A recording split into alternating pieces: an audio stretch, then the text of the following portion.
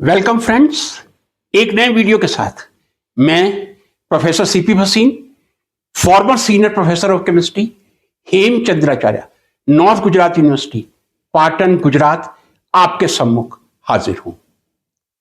आज मैं शुरू में ही आपसे निवेदन करूंगा, कृपया मेरे इस वीडियो को अंत तक देखने का साहस कीजिए या धैर्य रखिएगा। आज का मेरा वीडियो कुछ उन तथ्यों से जुड़ा हुआ है जो पीने के पानी से संबंधित हैं। जी हां, some vital facts about drinking water, या पीने के पानी से संबंधित कुछ अति आवश्यक तथ्य। इन तथ्यों के साथ ही मैं इस वीडियो को प्रारंभ करता हूं। फ्रेंड्स, जब जब पानी की बात आती है तब तब मुझे रहीमदास जी का स्मरण होता है। रहीमन पानी राखिए, बिन पानी सब सून, पानी बिना ना उभरे, मोती मानस चून। रहीमदास जी ने पानी की इंपॉर्टेंस 3 उदाहरण देके स्पष्ट की है। मोती, पर्ल, जो आप उंगली में धारण करते हैं, किसी मोती की कीमत उसमें उपस्थित जल से ही होती है। जल रहित मोती की कोई कीमत नहीं होगी। मानस, आदमी की कीमत, यहां रहीमदास जी ने किस संदर्भ में कहा है मैं उस पानी की बात नहीं करूंगा, लेकिन मैं ड्रिंकिंग वाटर से जरूर जोड़ना चाहूंगा।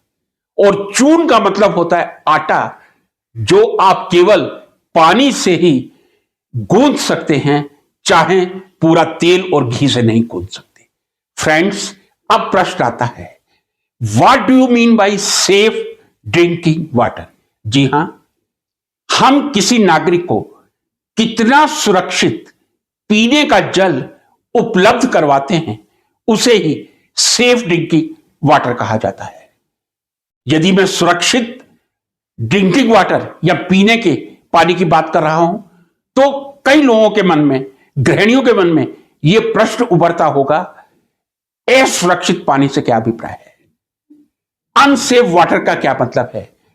ज्यादातर लोगों के मस्तिष्क में एक बात उभरेगी, जो बैक्टीरिया, पैथोजन पानी में आएंगे वो शायद पानी को नॉन ड्रिंकेबल बनाएंगे। लेकिन मैं आपको बताना चाहूंगा, एक बहुत बड़ा घटक, फैक्टर ड्रिंकिंग वाटर को डिसाइड करने का, उसमें उपस्थित बैक्टीरिया निश्चित रूप से होता है। लेकिन दूसरे मापदंड क्या हैं? बैक्टीरिया के अतिरिक्त ऐसे कौन से पैमाने, स्केल्स हैं जिनसे हम ड्रिंकिंग वाटर की क्वालिटी या गुणवत्ता निर्धारित करते हैं? उसमें एक आता है टोटल डिसॉल्व सॉल्ट, टीडीएस। कितना सॉल्ट पानी में खुला हुआ है? यदि पानी में 0 टीडीएस होगा, वो पानी भी आपके लिए उतना ही हानिकारक होगा जितना 1000 पीपीएम वाला होगा। या मैं बता दूं, पीपीएम शब्द जो मैं काम में ले रहा हूं, इसका मतलब है पार्ट्स पर मिलियन। मिलियन मतलब 10 लाख होता है। 10 लाख में कितना भाग है? और यदि इसी को मैं दूसरे सिंपल टर्मिनोलॉजी में कह दूं, मिलीग्राम पर लीटर। कितना टीडीएस आपके वाटर में है, ये वाटर, पानी, ड्रिंकिंग वाटर की गुणवत्ता को निर्धारित करता है। यदि 50 से 150, 50 से 150, 50 से 150 मिलीग्राम पर लीटर टीडीएस आपके पानी में उपस्थित है, तो आपका पानी टीडीएस के अनुसार बहुत ही सुरक्षित है। आपका डाइजेशन सुचारू रूप से चलेगा। यदि टीडीएस की मात्रा 500 से अधिक होगी, तब वो शरीर में अनेक विकार पैदा कर सकता है। हड्डियों से जुड़े हुए फ्लोरोसिस हो सकता है, डेंटल फ्लोरोसिस हो सकता है, स्केलेटल फ्लोरोसिस हो सकता है। तो मैं एक बार पुनः कह दूं, जो टीडीएस, आइडियल टीडीएस में कह दूं 50 से 150 मिलीग्राम पर लीटर या 500 मिलीग्राम पर लीटर तक आप निश्चिंत रह सकते हैं। यदि टोटल डिसॉल्व सॉल्ट्स, टीडीएस की मात्रा 500 अधिक है, 500 से अधिक है, तब आपको टीडीएस रिमूव करना पड़ेगा। एक दूसरा फैक्टर जो हमारे ड्रिंकिंग वाटर की क्वालिटी को डिसाइड करता है, वो है फ्लोराइड। कितना फ्लोराइड पानी में है? इन सब का जो मापदंड है, स्केल है, चाहे मैंने टीडीएस कहा या अभी मैं फ्लोराइड की बात कर रहा हूं, वर्ल्ड हेल्थ ऑर्गेनाइजेशन, विश्व स्वास्थ्य संगठन निर्धारित करता रहता है। डब्ल्यूएचओ निर्धारित करता है कितना टीडीएस होना चाहिए। जो मैंने आपसे कहा 500 तक टीडीएस परमिसिबल है, ये डब्ल्यूएचओ ने ही कहा है। ठीक इसी तरह जो फ्लोराइड की मात्रा ड्रिंकिंग वाटर में परमिसिबल है, पहले डब्ल्यूएचओ के हिसाब से 1.5 थी, उसके बाद 2000 के आसपास रिड्यूस होकर 1.0 ppm या मिलीग्राम पर लीटर होगी और अब 0.7 ppm या 0.7 मिलीग्राम पर लीटर। यदि आपके ड्रिंकिंग वाटर में फ्लोराइड है तो वो सेफ पोर्टेबल वाटर या सेफ ड्रिंकिंग वाटर है। अब मैं तीसरे पैमाने पर आता हूं और वो पैमाना बहुत ही इंपॉर्टेंट है, इसीलिए मैंने आपको शुरू में कहा था कृपया मेरे इस वीडियो को जरूर अंत तक सुने, कहीं ना कहीं आपको कोई ना कोई लाभदायक पॉइंट जरूर मिलेगा। अब मैं आता हूं तीसरे पॉइंट पर, जिसको पीएच कहा जाता है, या मैं सरल भाषा में कहूं पानी अम्लीय है, क्षारीय है या उदासीन है, एसिडिक, बेसिक और न्यूट्रल। इसी को परिभाषित करने के लिए 1909 में एक वैज्ञानिक पीएल सोरेनसन ने पीएच स्केल दिया था। थोड़ी सी यहां साइंस ला रहा हूं, घबराइए नहीं। पीएच का मतलब है negative logarithm of hydrogen ion concentration. कितने हाइड्रोजन आयन कंसंट्रेशन है, उसके लिए 1909 में पीएल सोरेनसन ने एक स्केल दिया था। वो स्केल था 0 से लेकर 14 तक। 0 to 6.999 वाटर एसिडिक होगा, 7 न्यूट्रल होगा, उदासीन होगा, और 7.001 to 14 एल्कलाइन होगा। तो ये मैं कह दूं पीएल सोरेनसन के हिसाब से यदि 0 to 6.99 पीएच है वाटर की, आपका पानी एसिडिक है, 7 है पूरी तरह न्यूट्रल है, और यदि 7.001 से 14 तक है वो एल्कलाइन है। अब प्रश्न उठता है, जैसे डब्ल्यूएचओ ने टीडीएस की मात्रा कही है 50 से 500 पीपीएम तक हार्मफुल नहीं है, फ्लोराइड 0.7 पीपीएम ही होना चाहिए, उससे अधिक 1 पीपीएम हो सकता है, 1.5 हो सकता है, लेकिन 2.5 और 3 पीपीएम फ्लोराइड मिलीग्राम पर लीटर बहुत ज्यादा हानिकारक होता है। ड्रिंकिंग वाटर की पीएच क्या हो सकती है?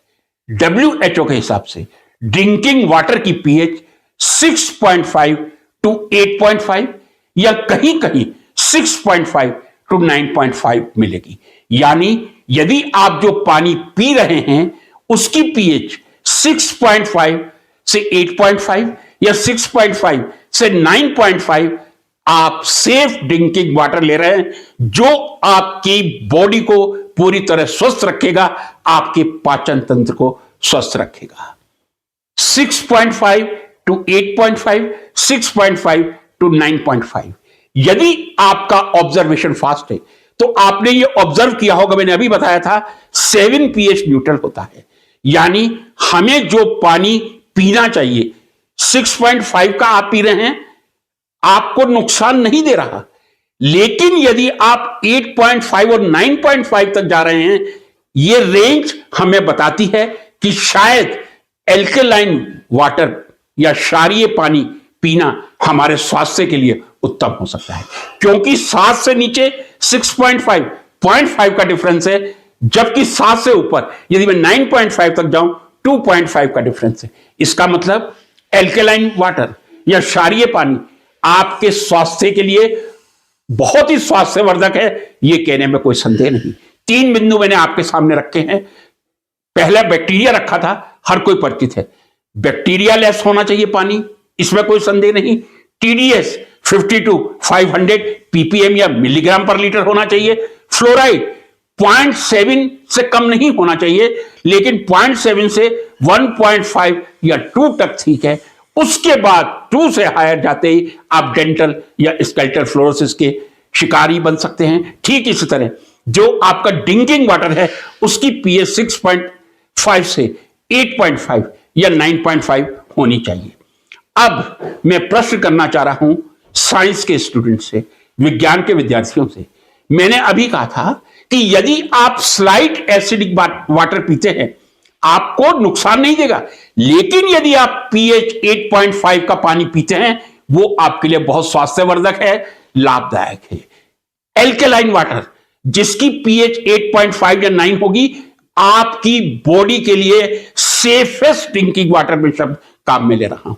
क्या किसी विज्ञान के विद्यार्थी में यह जिज्ञासा पैदा हुई है क्यों हमारे शरीर में एल्केलाइन वाटर की आवश्यकता है? जब हम पाचन तंत्र की बात करते हैं हम कहते हैं हमारे स्टमक में, पेट में 0.5% हाइड्रोक्लोरिक एसिड होता है और इसीलिए यह रिकमेंड किया जाता है जब भी आप खाना खाएं आधा घंटा पहले पानी पिएं या आधा 1 घंटा बाद में पानी पिएं, खाने के साथ पानी ना पिएं ताकि आपके पेट का जो एसिड है वो डाइल्यूट ना हो। लेकिन फिर भी रिकमेंड आपको यह किया जा रहा है कि आप 8.5 का वाटर या 8 पीएच का पानी पिए। अब मैं कहना चाहूंगा विज्ञान के विद्यार्थियों को यह चीज मालूम होनी चाहिए हमारे ब्लड की पीएच कितनी होती है। हमारे ब्लड की पीएच 7.35 से लेके 7.45 तक होती है। पुनः रिपीट करूंगा, हमारे ब्लड की पीएच 7.35 से 7.45 के बीच होती है, या मैं दोनों का मीन ले लूं तो 7.4 पीएच होती है। चूंकि हमारे ब्लड की पीएच एल्केलाइन है इसीलिए एल्केलाइन वाटर हमारे लिए स्वास्थ्यवर्धक होता है, सेफेस्ट ड्रिंकिंग वाटर होता है। जो प्रश्नवाचक चिन्ह पहले मैंने लगाया था उसका उत्तर मिल गया होगा, क्योंकि यदि मुझसे कहा जाए मैं यही कहूंगा मेरे पूरे शरीर में रक्त का प्रवाह हो रहा है और रक्त की पीएच यदि 7.35 टू 7.45 एल्केलाइन क्षारीय होगी तो क्षारीय पानी एल्केलाइन जिसकी पीएच 9.5 से अधिक ना हो, यदि मैं ऐसा पानी पीऊंगा तो मैं अपने ब्लड की आवश्यकताओं की पूर्ति कर पाऊंगा। दूसरा कारण ऐसा कारण है जो मैं समझता हूं काफी लोगों को मालूम नहीं होगा। मैंने अभी कहा था हमारे स्टमक में जो पाचन होता है भोजन का अम्लीय माध्यम में होता है, 0.5% हाइड्रोक्लोरिक एसिड की प्रेजेंस में ही आपके फूड का डाइजेशन होगा। अब यदि मुझसे पूछा जाए कि आपके स्टमक की पीएच कितनी होती है, जरा ध्यान से सुन लीजिए। ब्लड की मैंने कहा था 7.35 टू 7.45 एल्केलाइन, स्टमक की पीएच सुनिए 1.5 टू 3.5। स्टमक की पीएच स्ट्रांगली एसिडिक है क्योंकि 0.5% HCl प्रेजेंट है। अब जरा आगे बढ़ जाइए, जो आप खाना खाते हैं वो खाना आपके शरीर के कौन से अंग से अवशोषित होता है उसका एक ही उत्तर मिलेगा, स्मॉल इंटेस्टाइन। अब आप जरा ध्यान से सुन लीजिए, stomach is highly acidic but the pH of small intestine again 7.5 to 8.5। Small intestine जहां आपके खाने का मेटाबॉलिज्म हुआ है और जो पोषक तत्वों का अवशोषण है जो स्मॉल इंटेस्टाइन कर रही है उसको एल्केलाइन मीडियम की आवश्यकता है, इसलिए आपको एल्केलाइन वाटर की आवश्यकता है। इसलिए आप प्रेफर ये करना चाहिए आपको कि आप 8.5 पीएच का पानी पिए। अभी मेरी बात खत्म नहीं हुई, अंत में हर प्रश्न का निराकरण करूंगा।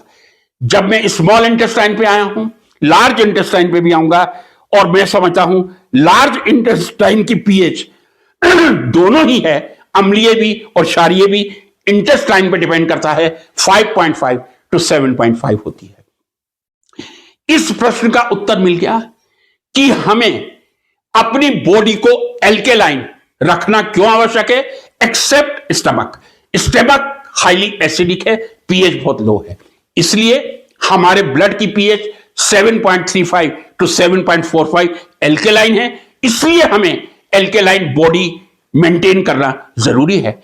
स्मॉल इंटेस्टाइन की पीएच मैंने आपको बताया दैट इज 7.5 टू 8.5 एल्केलाइन है, इसलिए हमें एल्केलिनिटी क्षारीयता हमारे शरीर में आवश्यक है। एक चीज और बता दूं, आपको जानकारी होगी, मिल्क दूध स्लाइटली एसिडिक होता है क्योंकि उसमें लैक्टिक एसिड प्रेजेंट होता है, और यदि मैं कहूं जो मिल्क की पीएच होगी वो लगभग 6.5 टू 7 होगी। यहां मेरी बातों से यह निष्कर्ष पूरी तरह निकल चुका है, हमारे शरीर में एल्केलिनिटी, क्षारीयता की आवश्यकता बहुत ज्यादा है, क्योंकि हमारा ब्लड क्षारीय है, बेसिक है, विथ पीएच 7.35 टू 7.45। हमारी स्मॉल इंटेस्टाइन की पीएच 7.5 टू 8.5 है। अब मैं मूल बिंदु पर आ रहा हूं। हमारी बॉडी को एल्केलाइन होना आवश्यक है, तथ्यों के साथ मैंने आपके सामने प्रस्तुतिकरण किया है। आजकल लगभग हर घर में आपको या तो वाटर प्यूरिफायर मिल जाएगा जो सेमी परमिएबल मेम्ब्रेन पे काम करता है। ऐसे क्षेत्र जहां फ्लोराइड और टीडीएस की मात्रा बहुत अधिक है, वहां water purifier with semi permeable membrane inevitable है, अति आवश्यक है। दूसरा, वाटर फिल्टर, जहां टीडीएस कम है, जहां फ्लोराइड की मात्रा बहुत कम है, वहां सस्ते वाटर प्यूरिफायर से सस्ते वाटर फिल्टर से काम चलाया जा सकता है। यदि मुझसे पूछा जाए वाटर फिल्टर की कीमत कितनी होगी मार्केट में, 6,000 से 10,000 तक आपको वाटर फिल्टर मिल जाएंगे। 6,000 से 10,000 तक आपको वाटर फिल्टर मिल जाएंगे, correct. But water purifier 10,000 to 30,000, एक आप यदि एवरेज वाटर प्यूरिफायर लेना चाहेंगे 15,000 से 20,000 में मिलेगा। अब मैं उस बिंदु पर आ रहा हूं जो इस समय पूरे देश में चर्चा का विषय बना हुआ है, और उसका नाम है कैंजन वाटर, KANGEN, कैंजन वाटर। मैंने भी आज से 15 साल पहले कैंजन वाटर का नाम नहीं सुना था, लेकिन एक जापानी कंपनी ने एक और हाई क्वालिटी का वाटर प्यूरिफायर कह दूं मैं आपसे, जापानी कंपनी ने इन्वेंट किया था जो वाटर प्यूरिफाई करने के साथ साथ उसकी एल्कलिनिटी या क्षारीयता को बढ़ाता है। यह मैं अनेक तर्क दे चुका हूं कि आपके शरीर को क्षारीय रखना बहुत आवश्यक है, स्वस्थ ब्लड के लिए और आपके स्वस्थ डाइजेशन के लिए। और जो कैंगन वाटर का प्लांट है, उसकी कीमत 1.5 लाख से 2 या 2.5 लाख तक जाती है। एक मिडिल मैन के लिए एफोर्ड करना आसान नहीं है। दूसरी बात, हमारे भारतवर्ष में इतनी सुविधाएं उपलब्ध हैं कि हमें सिंथेटिक इंस्ट्रूमेंट के माध्यम से क्षारीय पानी लेना पड़े, यह आवश्यक नहीं है। अब यदि मैं आपको बताना शुरू करूंगा, आश्चर्य होगा। यदि आप सफिशिएंट अमाउंट में एल्केलाइन डाइट्स लेते हैं, आप अपने भोजन में एल्केलाइन पदार्थों का सेवन करते हैं, आपके शरीर में वैसे ही एल्केलिनिटी या क्षारीयता बढ़ेगी। और इस क्रम में मैं आऊं, सबसे पहले नाम लूंगा लेमन जूस का, नींबू के रस का। कई लोगों को आश्चर्य हो रहा होगा कि यह क्षारीयता की बात कर रहा है, अबव 7 pH की बात कर रहा है, 8.5 pH की बात कर रहा है, और लेमन जूस पे आ गया। जी हां, लेमन जूस की pH 2 to 2.5। Lemon juice is highly acidic, अतिशय अम्लीय है, इसीलिए कई बार गर्म पानी में नींबू डालकर पीने को मना किया जाता है। हाईली एसिडिक होने के कारण आपकी छाती में एक जलन पैदा कर सकता है। लेकिन वही लेमन जब मेटाबॉलिज्म के बाद डाइजेस्ट होकर आपके शरीर के आंतरिक भाग में जाता है, तब वो एल्कलाइन हो जाता है। This is a beauty of nature. परमात्मा ने हमारे शरीर में वो सब सोफिस्टिकेटेड इक्विपमेंट्स लगा रखे हैं जो हम खरीदने की सोच रहे हैं। No need to go for Kangen water. You can create alkalinity in your body by your balance diet. आप लेमन जूस लीजिए, आप साइट्रस फ्रूट लीजिए, इन सब में साइट्रिक एसिड की मात्रा 5 से 7% होती है, और साइट्रिक एसिड के कारण ही ये एसिडिक होते हैं, और मेटाबॉलिज्म के बाद ये एल्केलाइन नेचर में बदल जाते हैं। तो lemon juice which is originally having 2 to 2.5 pH, after metabolism that becomes alkaline. What a beautiful source to be alkaline in our body. Fruits ऐसे आते हैं, एवोकाडो ऐसा फ्रूट है जो हाईली एल्केलाइन है, समर सीजन है। वाटरमेलन बहुत सस्ता और स्वादिष्ट फ्रूट है, डिहाइड्रेशन से तो आपको रोकता है, एल्केलिनिटी वाटरमेलन में भी बहुत अधिक है। यदि आप वाटरमेलन एक दिन में 1 kg खा सकते हैं तो आपके शरीर में स्वतः क्षारीयता या एल्केलाइन नेचर बनेगी। बनाना, केला ऐसे फ्रूट हैं जो आपके शरीर की क्षारीयता को बढ़ाते हैं। इसके अलावा स्ट्रॉबेरी एक्सेट्रा अनेक फ्रूट्स हैं। मैं फिर आपसे सामने कह रहा हूं, साइट्रस फ्रूट लीजिए, लेमन, ऑरेंज, नींबू लीजिए, लेमन लीजिए, लेमन का जूस लीजिए, lemon water, I am sorry, lemon juice, lemon water लीजिए जो हाईली एसिडिक होगा लेकिन मेटाबॉलिज्म के बाद एल्केलाइन हो जाएगा। आप एल्केलाइन फूड वाटरमेलन, तरबूज का सेवन कीजिए, एवोकाडो का सेवन कीजिए, स्ट्रॉबेरी का सेवन कीजिए। अनेक ऐसे फ्रूट आपको मिल जाएंगे, बनाना मैंने कहा, जो एल्केलाइन होते हैं। अब प्रश्न उठता है, जब इस प्रकार के एल्केलाइन फ्रूट्स, एल्केलाइन मील कह दूं, वो हमारे देश में बहुत ही सस्ते दर पे उपलब्ध है। यदि 20 या 30 रुपए किलो तरबूज मिलता है तो मैं इसको आज के जमाने में कॉस्टली नहीं कहूंगा। लेमन ठीक है, after Covid the rate has shooted. यदि आपको 100 रुपए किलो, 150 रुपए किलो भी लेमन मिलता है, आप आधा लेमन रोज सुबह सेवन कर लेते हैं, आप अपने शरीर को क्षारीय बना देते हैं। फ्रेंड्स, ये मैंने एक छोटी सी जानकारी पानी से संबंधित कुछ तथ्यों के बारे में आपके सामने उजागर की है। मुझे आशा है कि इस वीडियो को तो आपने अंत तक जरूर सुना होगा और आपको यह एहसास हो गया होगा।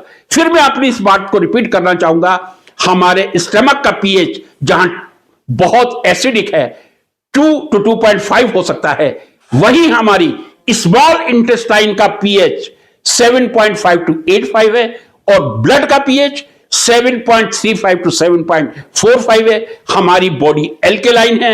यदि हमारी बॉडी एल्केलाइन होगी, हम स्वस्थ रहेंगे। स्टमक में एसिड की आवश्यकता है, 0.5% HCl बनता है।